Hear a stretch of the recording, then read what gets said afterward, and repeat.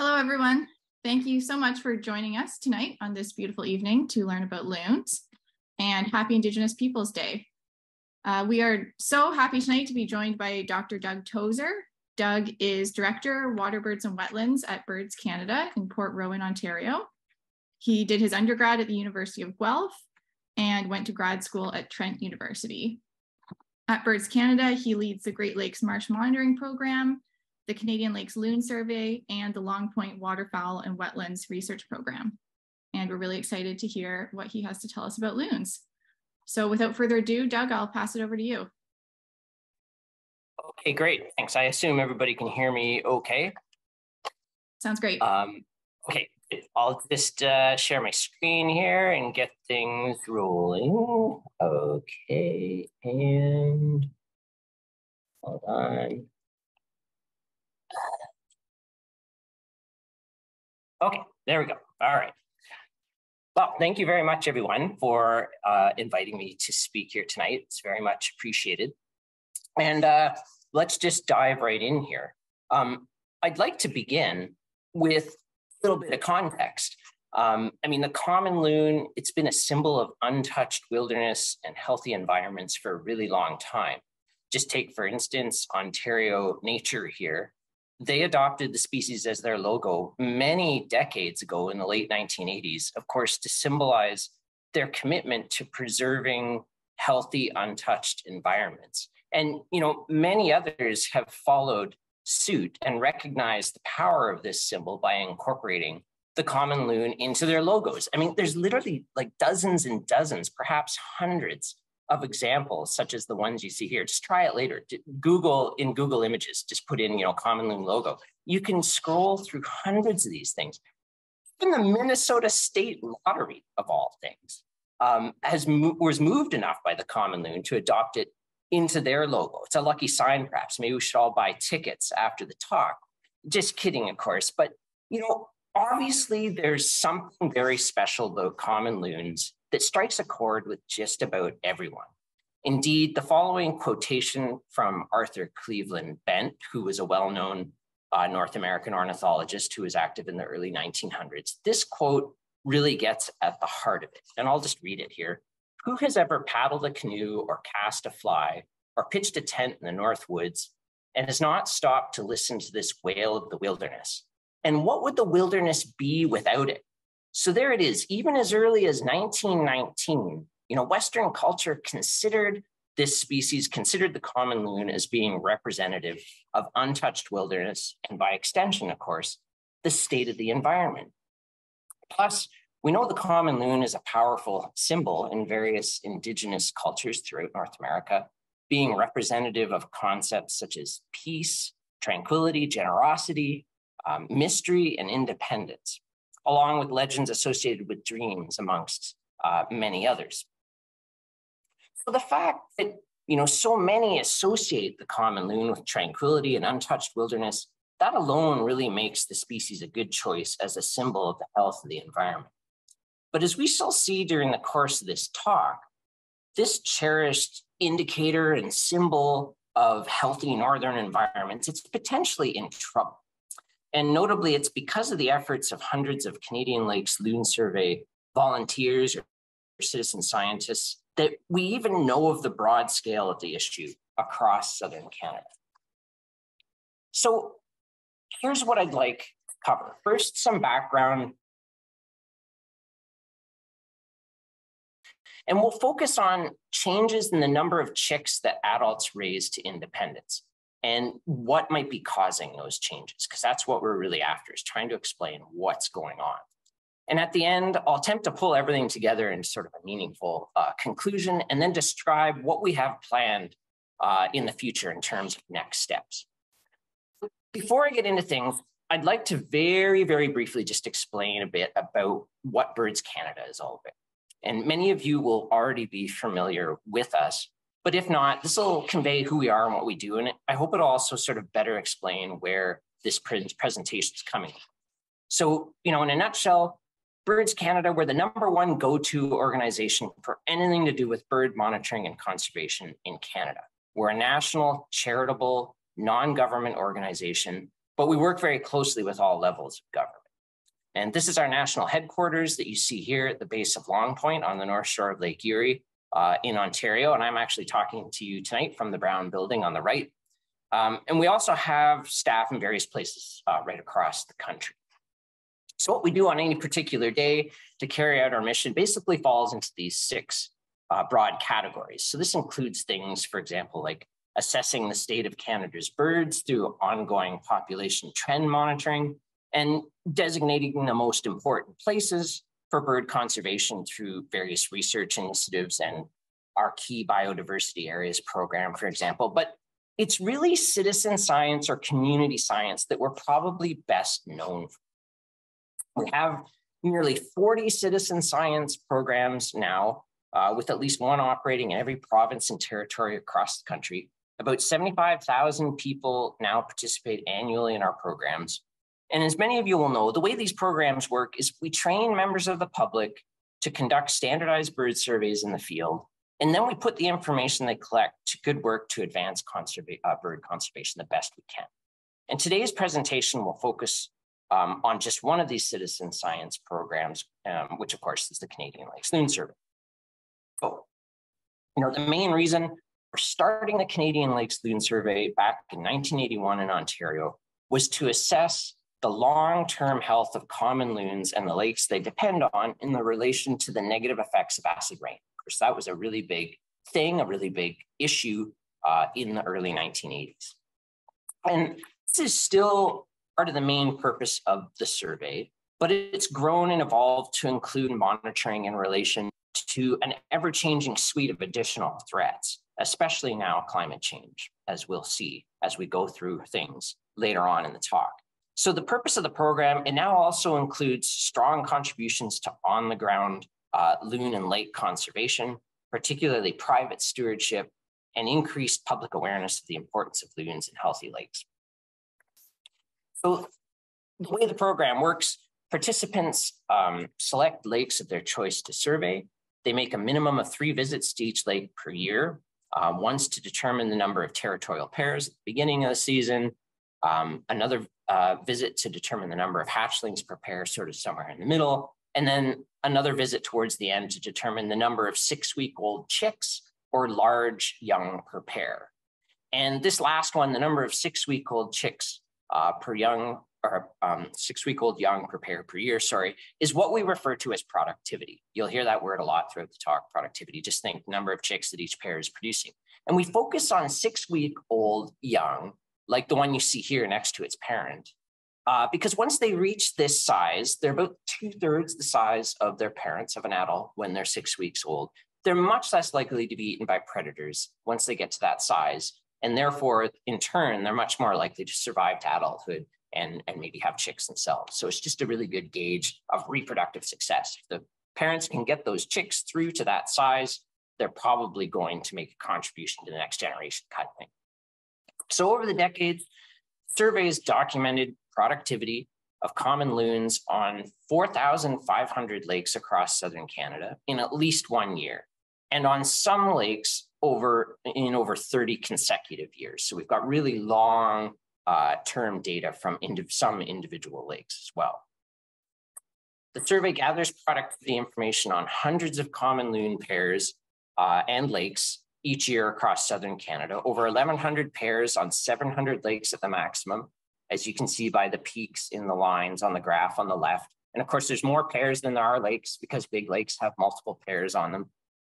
And many of the monitored loon pairs are in Ontario, as you can see by the top red line in the graph on the right. That just works out. There's a lot of loon pairs in Ontario.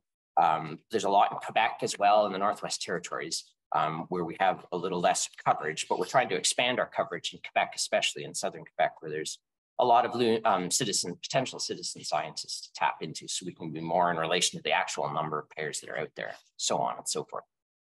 So, what we have is, nearly 4,000 volunteer participants. It's amazing to think it's been that many people, but over the many decades of the program, 4,000 people have participated to date, and they've collected a wonderful data set. It's ultimately what we have is a huge amount of productivity information across much of the common loons breeding range, right across southern Canada.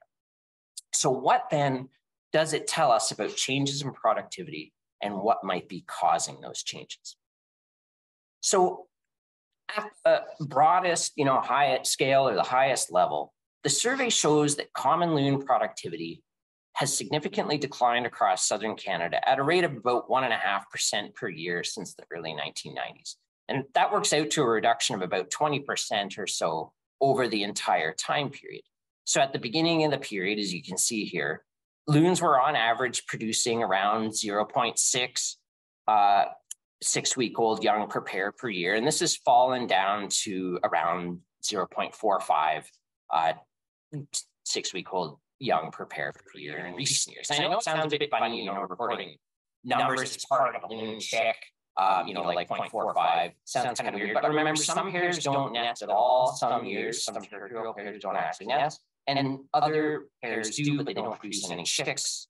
So the average works out less than one chick per pair across all pairs in a particular year. At finer spatial scales, like sort of zoom into individual provinces or groups of provinces like we've done here, the decline in productivity is steepest on the prairies and in the Atlantic provinces, shown here in red, at minus 2.3 and minus 3.6% per year, respectively, since the early 1990s.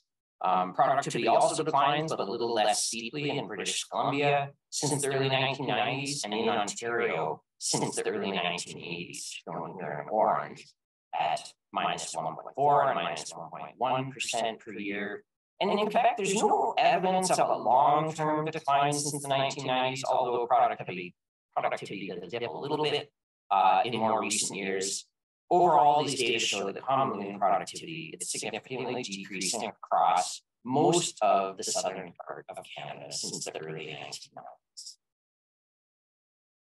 It's very much worth noting that overall rate of decline in common loon productivity found by Canadian Lakes Loon Survey citizen scientists throughout Ontario is identical to the rate of decline in productivity found in the only other published study on the topic to date, which was done in and around a single county in adjacent northern Wisconsin. So that's what we're looking at here. The location of the observations made by citizen scientists in Ontario are shown on the map by the many orange dots, whereas the location of the Wisconsin study is shown by the orange square here. Doug, sorry, can I just interrupt? It seems like we're getting an echo all of a sudden. Okay, I'm back now. How about now, folks? Still echoey or? I think that sounds better. Okay, let's hope it stays that way. All right, yeah, now I just have to get my screen back here, my talk back here, and we'll. Yep, everyone's confirming it sounds better. Awesome. Okay, I'll try not to move or something and cross the wires or whatever. I don't know. Okay, all right. So we were talking about Wisconsin here. Let's figure out where we were here. So the Wisconsin study was based on intensive monitoring of uniquely color marked individuals on about 100 lakes per year by an army of trained technicians. So quite a bit different from our citizen scientists and the way they operate. And you might be new to colored leg bands on loons. You'll see this bird on the left here has colored leg bands here. At first you're sort of like, how do leg bands work on a loon? They have their legs in the water all the time, but about 20 minutes on average, they stick their leg out of the water like this one is on the left, and you can read the bands. So, the similarity of the rates of decline between the two studies appears to be a real feather in the hat, so to speak, of our Canadian Lakes Loon Survey volunteers, really showing the reliability of their carefully collected and hard-earned data because, in this, intensive color marked population in Wisconsin, we get minus 1.1% per year decline in productivity between 1993 and recently. And you've got exactly the decimal point, the same rate over here in Ontario being observed by our citizen scientists. So the two go hand in hand quite nicely, I think, because you've got, really intense data here, but here you sort of much broader spatial thing. So this might sort of be extra evidence that we've got a problem here going on at a broad scale, sort of confirmation of that. Okay. All right. So, common loon productivity is declining across most of southern Canada. We saw that. And also in at least part of northern Wisconsin. We've seen that from this more intensive study in the one county over the past several decades. So the big question, of course, is why might this be? What is the driver, or what are the drivers behind all these disappearing loon babies? So lucky for us, Rob Alvo, a longtime loon researcher based out of Ottawa, he came to Birds Canada a few years ago, wishing to collaborate on his decades-long study of common loons in relation to acid rain up around Sudbury. And after a search for funding, we gladly accepted. And to our group, we added the very capable and highly productive Kristen Bianchini, who made the project her postdoc, as well as Mark Mallory at Acadia University in Nova Scotia and Satendra Bavsar with the Ontario Ministry of the Environment, Conservation and Parks. And those last two, Mark and Satendra, are both especially well known in acid rain, mercury, fish, and loon research. And I was just sort of along as a ringleader, along for the ride kind of thing. And ultimately, this very fruitful team, really boosted by Kristen's remarkable analytical speed and skill, produced these 3 peer-reviewed scientific publications in quick succession. And they don't worry about the details or the titles or anything, but they all aim, at least in part, to help identify the driver or the drivers behind the productivity declines. And they form the backbone for much of the content of the Canadian Lakes Loon Survey 40-year report that you see here that we released back in 2021. So what we'll do next is we'll look more closely at what these papers, as well as the report that you see here, and the many decades of Canadian Lakes Loon Survey data, of course, what they can all teach us about the declines of productivity. Here's what we found. Of course, the Canadian Lakes Loon Survey offered a rich and extensive data set for asking a large number of questions related to productivity.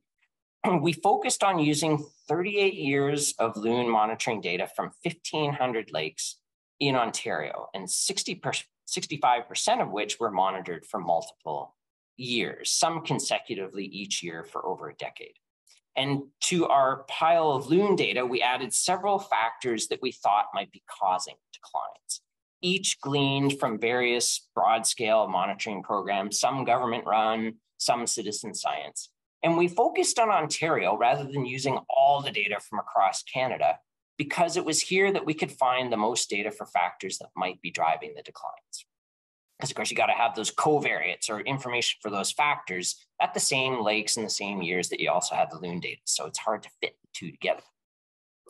So ultimately, we considered the influence of over a dozen factors and their interactions on common loon productivity. And the factors included things like lake area, longitude, pH of lake water, which of course is a measure of acidity, fish mercury contamination. We had some information on mercury in fish for a lot of the lakes, shoreline development, boating activity, bald eagle occurrence, and double-crested cormorant occurrence, and a number of weather variables. We put in things like average maximum temperature and average precipitation in April, May, and June, and precipitation in the coldest quarter of the year.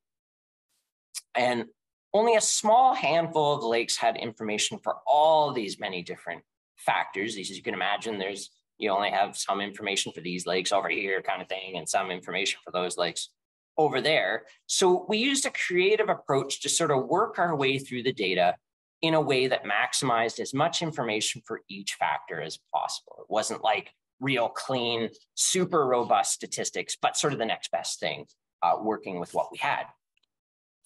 So here's what we found. In the top left graph, and there's a lot of graphs here, but if you're not into technical stuff and graphs, we're just going to focus on sort of the high level relationships. So don't worry, we won't get mired too much in technical details here.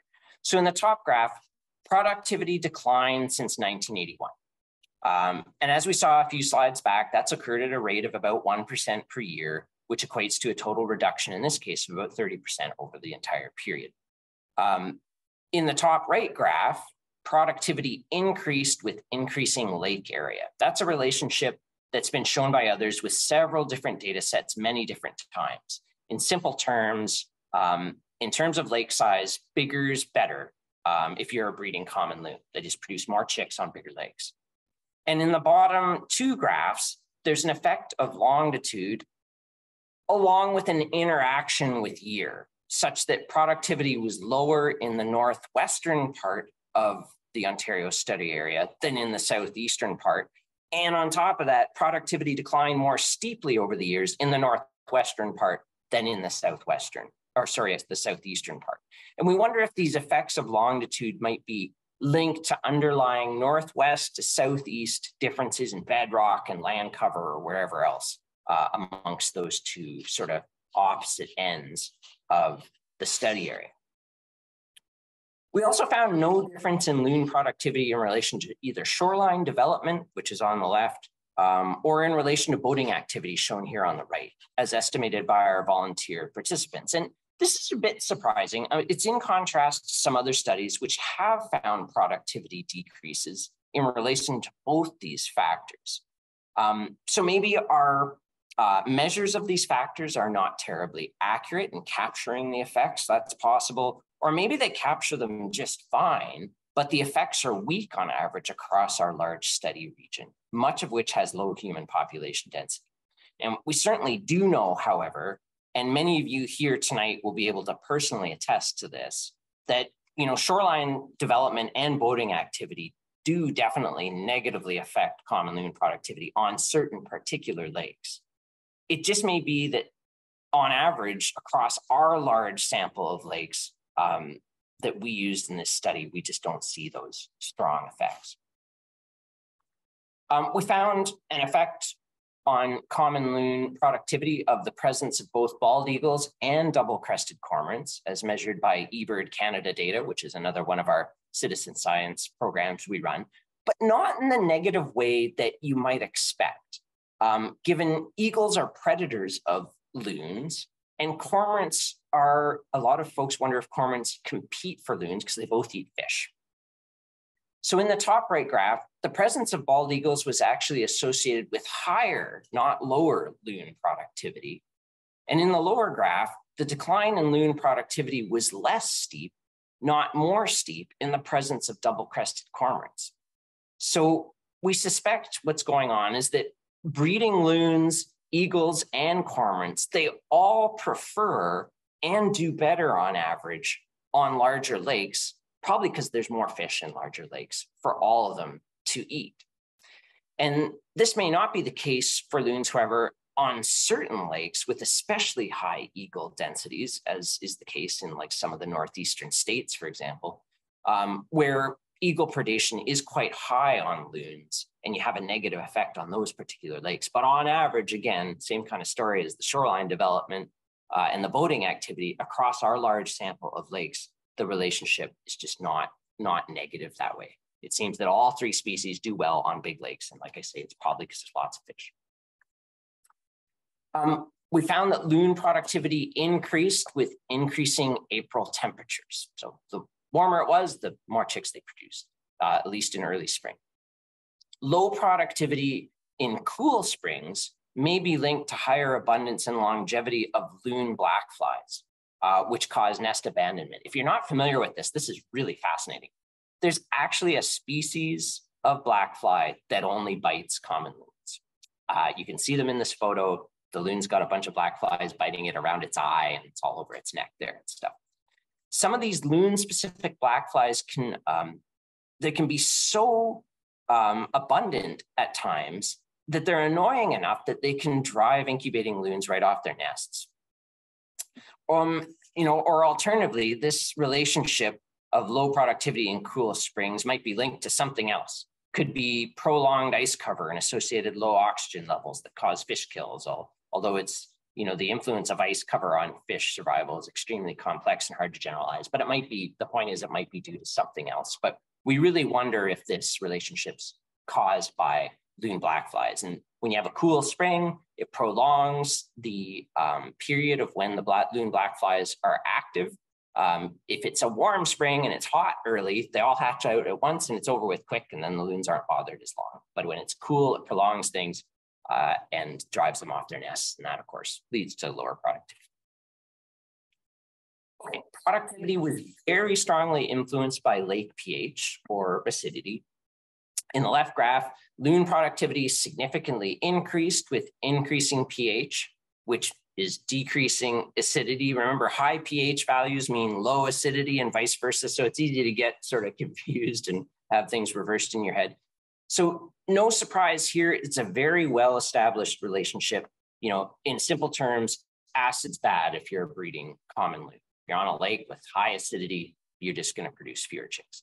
But in the right graph, for the first time with this data set, we're now seeing significantly steeper declines in productivity on more acidic lakes. And that was a really big result for us.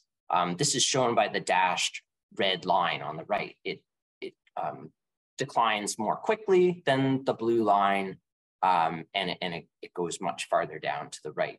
And this is a relationship that McNichol et al. Identified as early as 1995 using the same data set in the paper shown in the bottom right. And at that time, the relationship was not statistically significant, but it certainly is now. And like I said, in other words, acid's bad and productivity on more acidic lakes is apparently getting even worse if you're breeding common loon.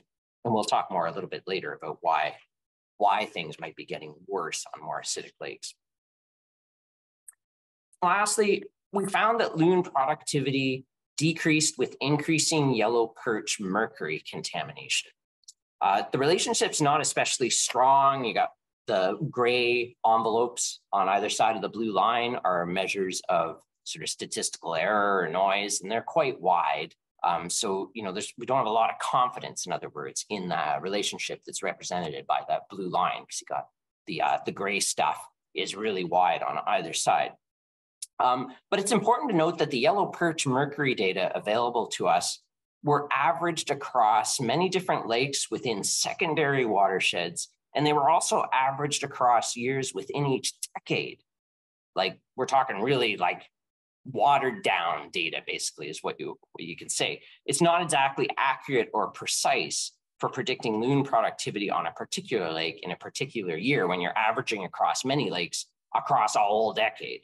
But still, it produced the relationship. And this suggests that the relationship might have been much tighter and stronger if we had had yellow perch mercury data for each lake in each year in the loon data set. But of course, we didn't have that. And of course, we chose to focus on yellow perch because this is a favorite and very important forage fish for common loons. Okay, so where does this leave us? To return to our original question, what's the driver or the drivers behind all these disappearing loon babies? Our study obviously doesn't point convincingly to a smoking gun or a set of smoking guns, so to speak, but it does give us ideas worthy of further consideration. So let's just do a little inventory here.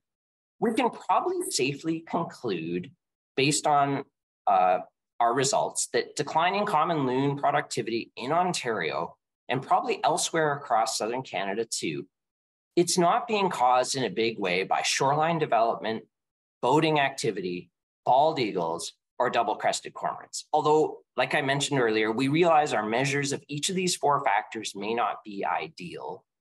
And we realize that these four factors do indeed have very strong effects on certain individual lakes. Nonetheless, it seems appropriate to us to put these four factors in the background, at least for now. We think there's at least some merit in a hypothesis that involves lake pH or acidity and fish mercury contamination with connections to climate change. As we know from other research, mercury is a potent neurotoxin, and when it gets into breeding loons, they get lethargic and they don't work as hard to produce and protect their chicks. They spend less time defending territories, incubating eggs, and feeding chicks, for instance, when they have a lot of mercury. The adults have a lot of mercury in their bodies. As well, chicks with higher levels of mercury have been shown to take fewer energy-saving back rides on adults. They have weaker immune systems and are worse at evading predators. So this all means that productivity is lower for breeding loons with lots of mercury in their bodies. So our hypothesis sort of works like this in relating, sort of linking the acidity and the mercury together. So let's start from the beginning. Emissions to the atmosphere from burning fossil fuels over the years have polluted many lakes by increasing their acidity through acid rain. and by depositing mercury. And more mercury moves into food chains and on up to loons at the end of the food chain on more acidic lakes due to the activity of acid-loving bacteria that initiate the whole process. Meaning it's due to the activities of the acid-loving bacteria that the mercury makes it into the food chain at the bottom and then is able to move its way up to loons. And that's due to various chemical pathways that these acid-loving bacteria have probably been getting more active and more abundant over the years due to increasing water temperatures, which makes them metabolize faster and move more mercury up into the food chain. As well, increasingly frequent droughts and floods, and we know we have more and more of these extreme precipitation events with climate change, they supply the bacteria with more of the chemicals they like, which also makes them metabolize faster and move more mercury up the food chain to loons. So in a nutshell, you can think of our hypothesis as following this simple recipe. You take take lakes that are still acidic from acid rain that fell decades ago, and which have lots of legacy mercury, as we like to call it, still sitting around in them from, pollution that was put out there decades ago. Then add way too much climate heating in the form of increasing water temperatures and extreme drought and precipitation events, and you get a strong dose of mercury flowing up the food chain into loons due to increased activity of the acid-loving bacteria. So there's a lot of detail worked in there, but you can see how the climate warming and the acidity and the mercury kind of all fit together to maybe be bad news for loons. Support for our hypothesis comes from recent evidence from throughout Ontario, which you see here, that suggests that mercury contamination has increased in predatory fish since the mid-1990s due to concurrent changes in weather and climate. And these increases in fish mercury contamination, which presumably also occurred in loons because they're high up on the food chain, roughly coincide with the decline in common loon productivity we've identified, and they might be related. Support for our hypothesis also comes from recent data from Wisconsin.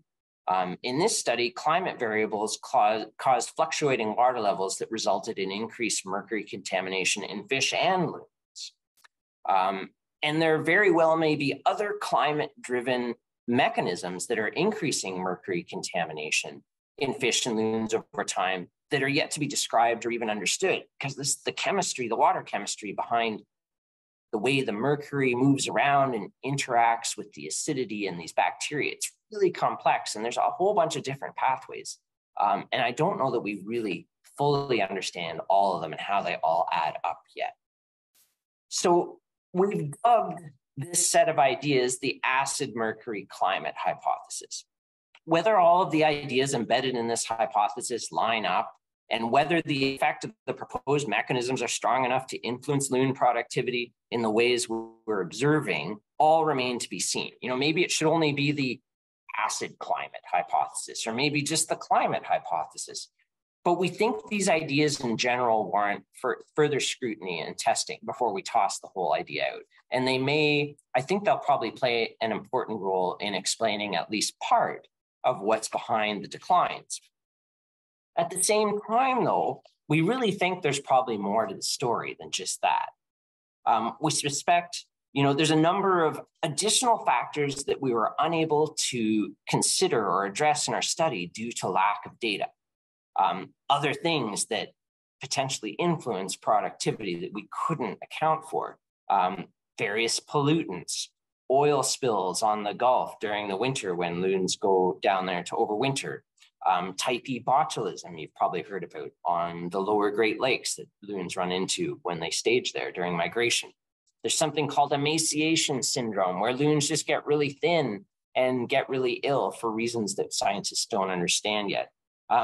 There's various emerging diseases, like avian malaria has recently been detected in loons in the northeastern US. We don't really know what's going on with that. And then, of course, there's lead poisoning from ingestion of lead fishing tackle, which is another thing that we weren't able to address in our study.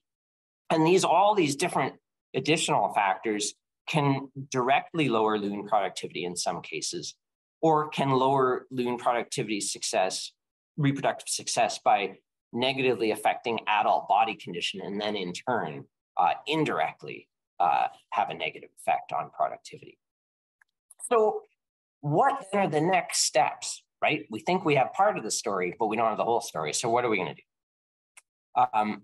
Well, like I said, even though we see merit in our acid mercury climate hypothesis, we also think there's more. So to get to the bottom of things, in 2021, we formed the Loon Population Research Group, which is some of the folks in the group you see here. And this is part of a larger group called the Northeastern Loon Study Working Group. In this work, we love long titles of groups.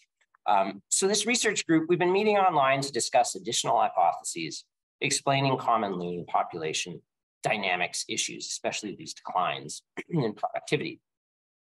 And one of the main conclusions of the group is that we need to carefully consider regional differences in threats and mechanisms across the common loons range. And to capture this, the group's posing its hypotheses and orienting its discussions within the context of the 6 North American common loon conservation units defined by Laris and et al. Based on genetics data, which is what you see here in the various different colors. So these 6 regions, they're Alaska shown in green, Pacific Northwest in pink, Central Canada in red, Midwest in yellow, Eastern Canada in blue, and New England in purple, which also includes the Canadian Atlantic maritime provinces. And we expect most important threats and mechanisms will probably vary quite a bit amongst these 6 different regions. For instance, based on data from various different monitoring programs, we know that common loon productivity has been declining over the past several decades in the Pacific Northwest, Central Canada, and Midwest, which of course is shown here in pink, red, and yellow. Whereas productivity is stable or even increasing slightly in Eastern Canada and most of New England, shown by the blue and the purple. Although not in the maritime provinces of New Brunswick and Nova Scotia, where it's decreasing. So there's so much variation, right? We've got varying trends. Certainly, all this variation suggests that different mechanisms are driving productivity in different regions. And in at least one case, the New England region, shown in purple, that different mechanisms may be driving productivity even within the same region. Another conclusion of the research group is that we should carefully consider what's happening on the wintering grounds by using a full life cycle approach, as we like to call it in this business, including carryover effects between the wintering grounds and the breeding grounds. In other words, something may be happening to these, and you can back up even further, folks may not realize, but our breeding common loons winter on salt water. They go to the Pacific and Atlantic coast and the Gulf Coast. They've got a salt gland, just like a seabird. They can handle eating saltwater fish for the winter. So when they go down to their wintering grounds, there may be things happening to them down there that sort of lowers their body condition. And that carries over as an effect when they come back north to breed, they're in poorer condition, and that may indirectly mean they produce fewer chicks over time. If there's some problem on the wintering ground that's getting stronger and stronger over the years. So whether these differences in wintering locations, and so this seems prudent, especially because most of the populations that have declining productivity migrate to the Pacific or the Gulf of Mexico, which are shown in the red box here. Whereas most of the populations with stable or slightly increasing productivity migrate to the Atlantic. So, there might be something happening on the Pacific or Gulf coasts that's not happening on the Atlantic during the winter. That may be part of the whole story too. So long story short, whether these differences in wintering locations have any sort of carryover effect on reproduction is unknown, but we really need to pay attention to it. It's basically the take-home message here. So one of the next steps that we're pursuing is a comprehensive, formal, collaborative analysis of all available common loon population, productivity, and survivorship data from throughout the species range in North America. That's a really big undertaking. We have all this Canadian Lakes Loon Survey data across southern Canada, But there's also even longer running long-term common loon monitoring programs throughout the US, at least 6 or 8 of them. Wisconsin, Michigan, New York, Vermont, New Hampshire, Maine, and Massachusetts all have decades-long data on the same kind of thing. So this will bring all those data sets together to look at them in one spot. So from this, we hope to generate the best estimates we can of patterns and trends in numbers of breeding adults and productivity in each of the 6 common loon conservation units that we've been talking about. There may also be possibility of integrating survivorship data based on band returns, because some common loons have been banded, and there's a little bit of information on that, with the population and productivity data to jointly analyze all of these aspects in the same go, because some fancy math. If you've got the right people on your team, you can do this kind of stuff, integrating all these things. And in turn, we hope that this exercise will lead to formulation of new useful hypotheses explaining productivity issues beyond our acid mercury climate hypothesis. We can add to it and come up with sort of an overall working hypothesis that explains everything and all that variation across all of those different units, across all the different 6 conservation units. So for this, we've recruited a postdoc, Dr. Matt First here, who has the analytical skills needed to do all this fancy stuff. And we've secured funding to support him during the work. We've got support from the MyTax program, which supports postdocs and grad students. So the project will be led by Matt, myself, Kristen Bianchini, Walter Piper, who is the person leading the research in northern Wisconsin, and Mark Mallory. And so they all have, strong backgrounds in research, and we'll see what we can do. We hope that this will really help us advance our understanding of what's behind these declines. So if you'd like more information on what we've covered here tonight, then please look up the Canadian Lakes Loon Survey 40-year report. It's freely available to everyone on our website. The website's easy to remember. It's at the bottom here, birdscanada.org/loons. And if you'd like to find out more about the Canadian Lakes Loon Survey, or if you'd like to join the survey, please go to that same website, birdscanada.org/loons. You'll find everything you're after in that one spot.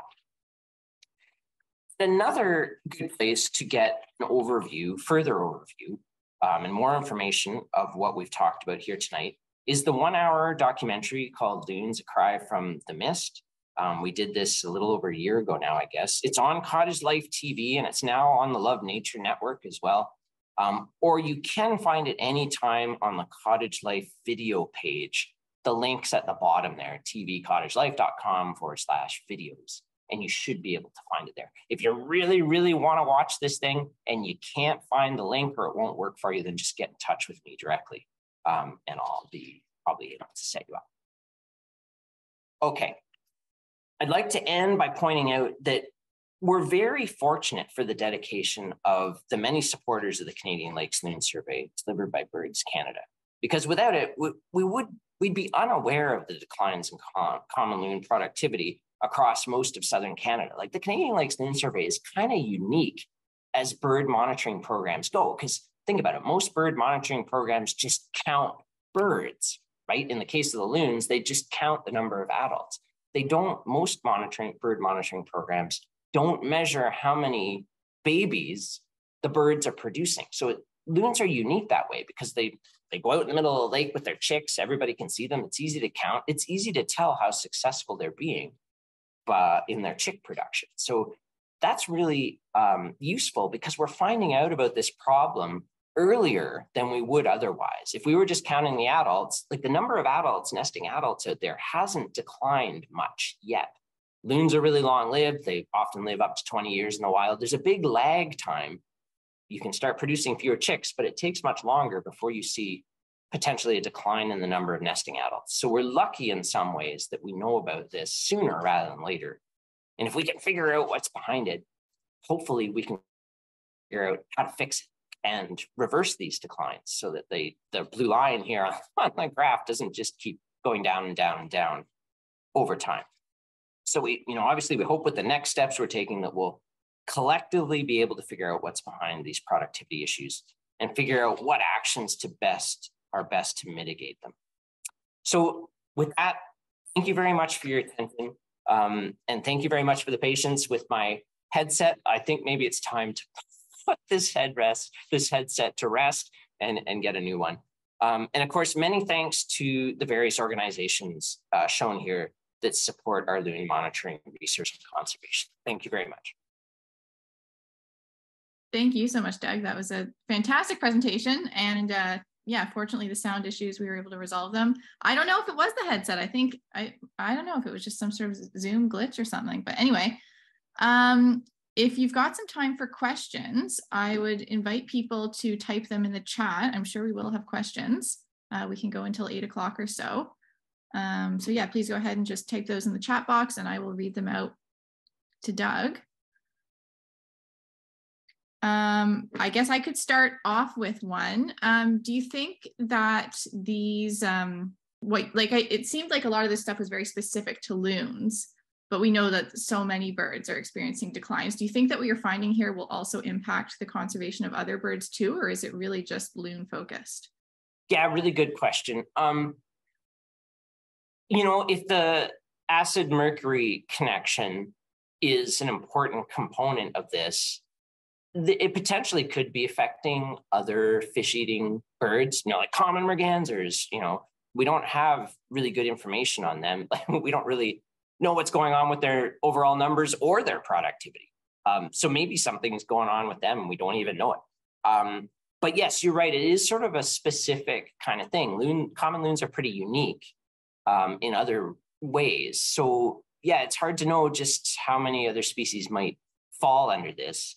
We're going to find out though, I guess, hopefully. But yeah, I think other fish eaters in the same kind of habitats potentially could fall under the same mechanisms. Okay, awesome. Jim is asking, is it worth the effort to build a loon nesting site? And do you have any resources for building them? Oh, yes. So if folks aren't familiar, one thing that affects common loons is during the nesting period, you know, you got that 1 month incubation period when they're sitting on eggs. If the water level fluctuates a lot, it can be detrimental to the nest because, you know, loons have, their legs are really far back on their bodies. It's an adaptation for swimming really fast underwater, but it means they basically can't walk. If you've ever seen a loon on land, they basically just push themselves along on their bellies. So their nests have to be right at the water's edge, right at the water level, so they can just flop right up onto the nest right out of the water. That works fine as long as the water stays the same level as when they built the nest. If all of a sudden the water goes up like by 6 or 8 inches, floods the nest, game over. Same as the water drops, you know, what used to be a nest that was right beside the water's edge might be like 15 feet from the water if it goes down too much, and the nest gets stranded and the loons abandon it because it's too far to walk. Well, belly flop, whatever.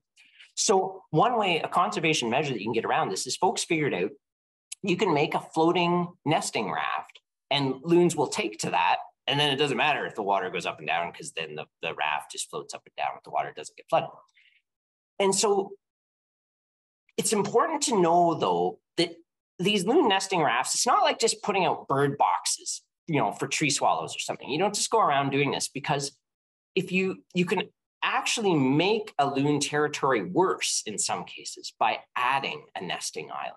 So you only want to, and that's because you can make it so attractive in some cases by putting the island out there that so many young loons that are looking for a territory come and harass the nesting pair that it actually reduces their productivity more than what you're trying to help them. So basically, long story short, the only time it makes sense to put in a loon nesting raft is if you know from, say, doing like the Canadian Lakes Loon Survey style method by watching them every year and doing the visits when you should, so you know what their productivity is. If you know they're consistently not producing chicks for like more than 3 years in a row is usually what folks recommend, then only then would you start to think about putting in a nesting raft. And you should also probably know that they're failing because of a fluctuation in water levels or but from land-based predators. And you might be able to lure them out from a shoreline spot onto your nesting island. So long story short, if you go to that birdscanada.org/loons, in some of the tabs there under resources or something, I think it is, we have a whole like sheet that explains all of what I just said. And it also has instructions there on how to build a loon nesting raft, because this has all been worked out by other folks. Okay, sorry, that's my long-winded answer. Hopefully that covers it. Excellent information, thanks. Tassie is asking, are there any good books about the life of loons? Oh, yes. I wish I had it here to show, but Jim Peruke just published in the last couple of years, what is it, Loon Lessons? Maybe I can look it up on the internet real quick. It's a really, really good book. Let me just look it up. Loon.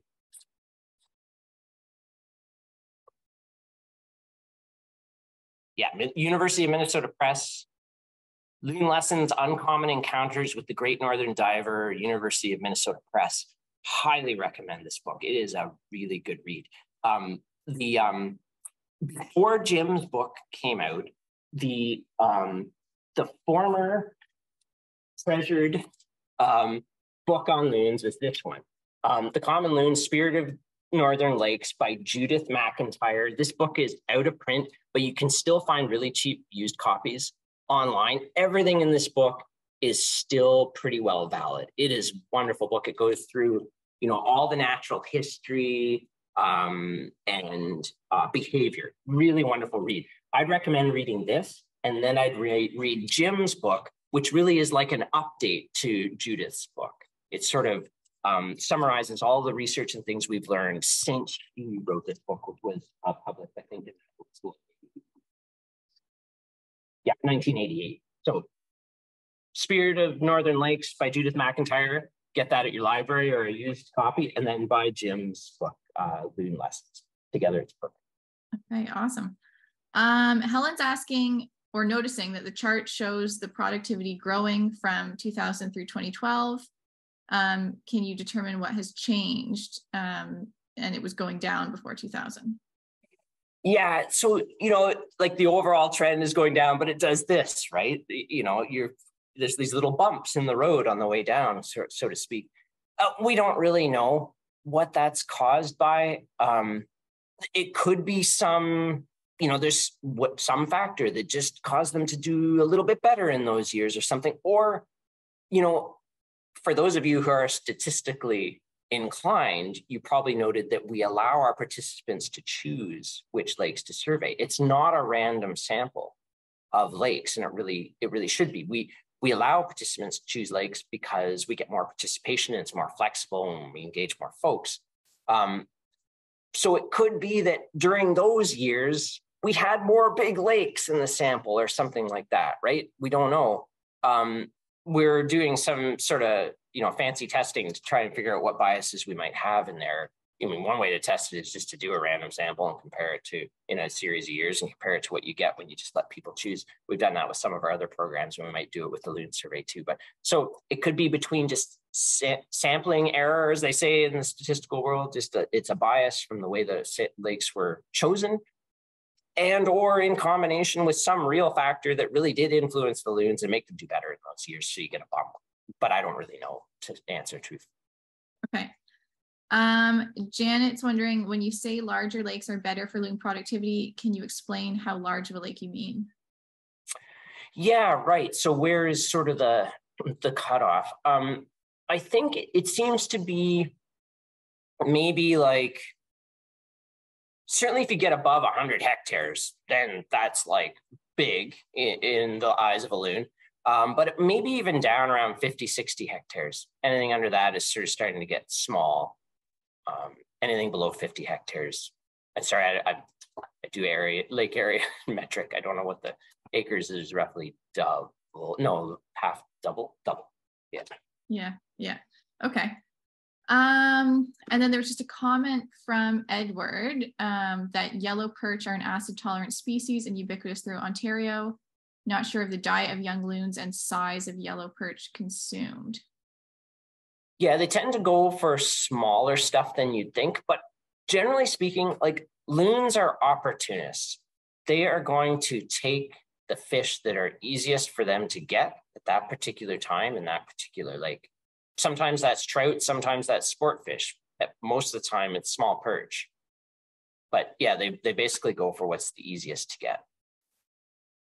Okay, I think that's all our questions, unless anything else comes in. So thank you again so much. This was fascinating, and I have been recording, so we'll have that available. We'll send it out to everyone if you'd like to review any of the information here. And I will just hand it off to my coworker Janet for a few closing words. Thank you so much, Doug. As you were talking, it was quite ironic. I heard a loon calling out on the bay. So they were just checking in. Perfect. Well, that concludes tonight's talk. And on behalf of the Georgian Bay Land Trust, I want to thank everybody for coming tonight and listening to Doug's great information. We're very grateful that all of you are here. And we do hope that you continue to consider the Georgian Bay Land Trust in your charitable giving each year. Our summer events are posted on the website, and we are going to be in most coastal communities this summer. So please check it out, because we'd love to see you and chat with you. That's it for the LandMark Speaker Series for the spring. We will be back in the fall. So get outside, enjoy nature, and remember that it is now up to each and every one of us to work together to protect Georgian Bay's remarkable wilderness and ensure the survival of our lands and the species for generations to come. Thank you, everybody. I hope to see you in the Bay soon. And that's it for us. And Thanks thank you, again, Doug, everyone. again. Take care. Bye.